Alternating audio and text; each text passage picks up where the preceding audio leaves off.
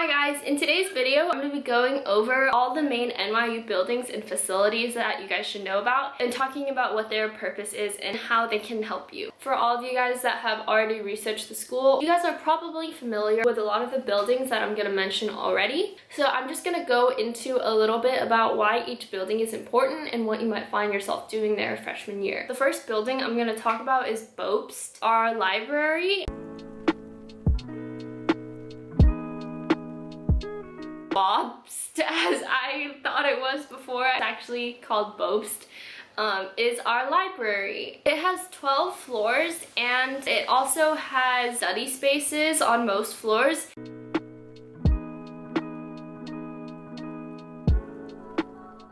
I and a lot of other people that I know at NYU spend a lot of time at BOPST. I go pretty much almost every single day to either do my homework or go to a class there. There's 2 lower levels, and the first lower level has 1 large floor of study space and classrooms. There's also this more rowdy area where you can kind of talk and eat food, and there's a microwave and vending machines. Then when you go down another floor to LL2, that's where you have some individual rooms and more private study spaces, and LL2 is generally regarded as the silent study area. So whenever I try to do homework in BOPST, I usually always go there, and sometimes it's hard to find a seat, but you'll have a lot of space with these slider things, and you'll have a personal outlet as well.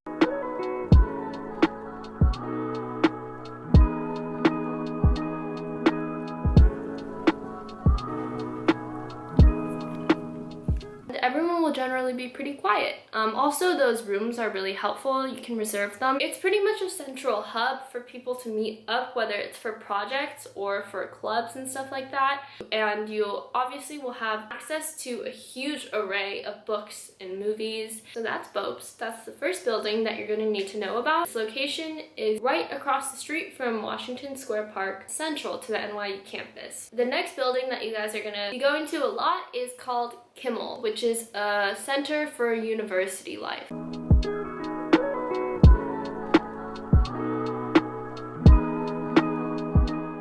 The NYU website calls it a hub for NYU campus activity, and that's pretty much what it is. Kimmel is right next to BOPST. They're just separated by 1 single crosswalk and no buildings. When you enter, it has this large set of glass doors and a very grand marble, I think it is, staircase. So that looks really nice, and they're gonna get that all set up for you for welcome week. It has 10 floors plus I think 1 or more below the first floor. On the second floor of Kimmel is a Pete's. If you're a freshman and have a meal plan, then you can use your meal swipes there. For all you coffee fanatics, also want to make the most of your meal plan, be sure to head there. They have oat milk too, which I drink a lot. By the Pete's, there's like a really nice study area in my opinion, except the only issue with that is that it's often really crowded, so it's hard to get a good spot if you go during like the main hours of the day because it's loud and crowded. I pretty much went to that Pete's like literally every single day because I was addicted to coffee. The quality of the Pete's is like not that good because it's an NYU owned coffee place, but I mean, coffee is coffee. On the 3rd floor of Kimmel is also a dining hall, which ended up becoming my favorite dining hall. It has a sushi section, which is good, but also eat it with caution. They also have the student choice section, which tends to be very popular for food because they actually serve really good food sometimes. They try their hand at a lot of different things. Kimmel is also connected to this building called G Castle,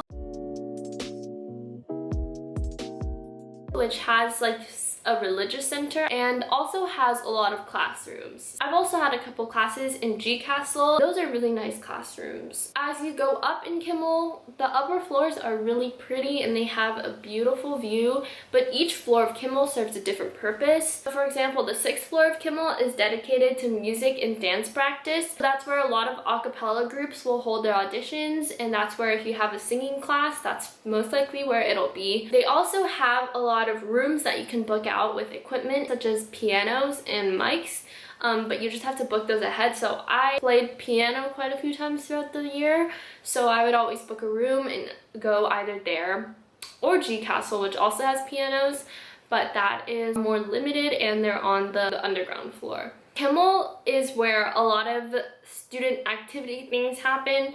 That's where you'll have department events, club meetings, sorority rushing, rehearsals and auditions for all kinds of things like musicals and plays, conferences and events. A lot of those will all be held at Kimmel. Also, as you go up, there are some nice chill study lounge-like spaces throughout Kimmel that you can take advantage of.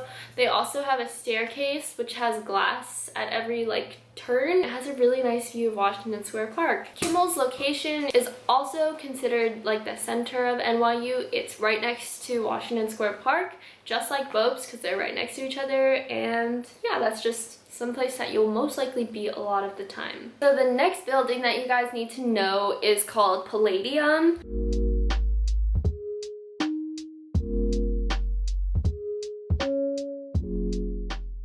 It has the word hall because technically it's a residence hall to upperclassmen and some MBA students, but throughout my freshman year I found myself going to Palladium a lot because Palladium also has a gym or an athletic facility which has a swimming pool and a basketball court, as well as a weight room and a cardio room and a room full of bikes for cycling. It tends to be less full than 404, which is another NYU gym, but towards the end of the year I started going to 404 because Palladium is the smaller gym. It doesn't have as much equipment as 404 does. Palladium also has a dining hall though. I didn't go much for actually dinner and lunch and stuff, but I did go to this thing a lot called Palladium Brunch, which is this thing that NYU has on Sundays. You can enter with 2 meal swipes instead of 1, but they have a ton of food that dining halls don't normally have. So they'll have breakfast food, lunch food, they'll have an omelet bar, pizza, pasta, all those kinds of regular things.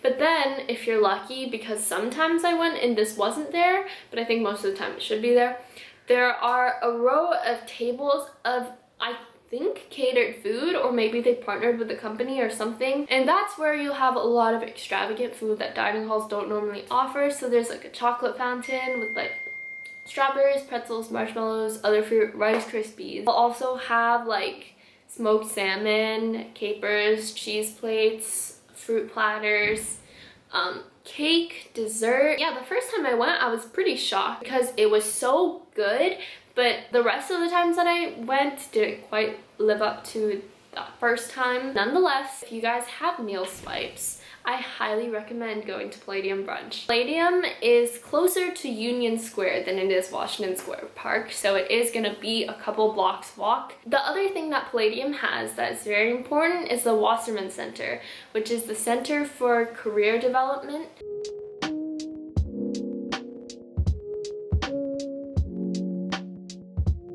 The Wasserman Center is where you can go to get a lot of help and kind of career counseling and guidance. People can help you either in a group setting or one-on-one with things like finding your job or editing your resume or helping you search for internships, helping you plan your academic and career track at NYU, and a lot of other things like that. They also hold career-related events where they'll maybe give you a presentation or something and you can sign up for those online. For example, the ones coming up now, which are virtual, are Summer 2020 Virtual Internship Success Series or grad level job search planning. Another one is a workshop for interviewing and networking. So the Wasserman Center is definitely something you should take advantage of because it comes along with the price of your tuition and also end up being really helpful. So that's Palladium Hall for you. Pretty important building because 1, food, 2, gym, and last but most important, the Wasserman Center.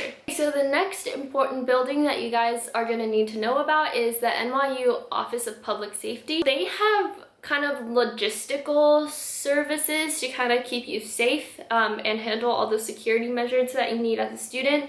So for example, they have your answers for transportation like NYU Safe Ride or NYU shuttles or buses. They also can help you with ID cards. So if you lost an ID card or needed a replacement, or if you're going in as a freshman into Welcome Week, you'll need to pick up your ID card from the NYU Public Safety Office first thing. They also have the Lost and Found.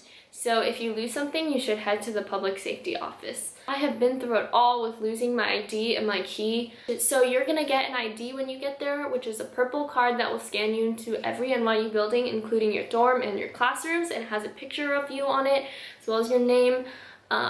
And when you go to your first hall or dorm, they're gonna put a sticker on it, which basically says that you're a resident of that dorm. When you get to NYU, you'll get a room key, a mailbox key, and an ID card, which you need to pick up. You'll get one ID card at the start of the year with one picture, and you can pick which picture, but that'll last you for the next 4 years. If you lose that ID, you can get a replacement for $25. If you lose your room key, which I almost did once, that is much pricier. I think it's like around $125 or maybe even more. For lost and found, impossible card replacement things, and other just safety related questions, you guys can go to the NYU Public Safety Office for that. And they also have multiple offices scattered throughout campus. This is just a super basic video, but hopefully it can help some of you guys out there who are curious about any of these things. 1 year from now, or whenever it is that you will have experienced your first year at NYU, you will be more than familiar with all of these buildings.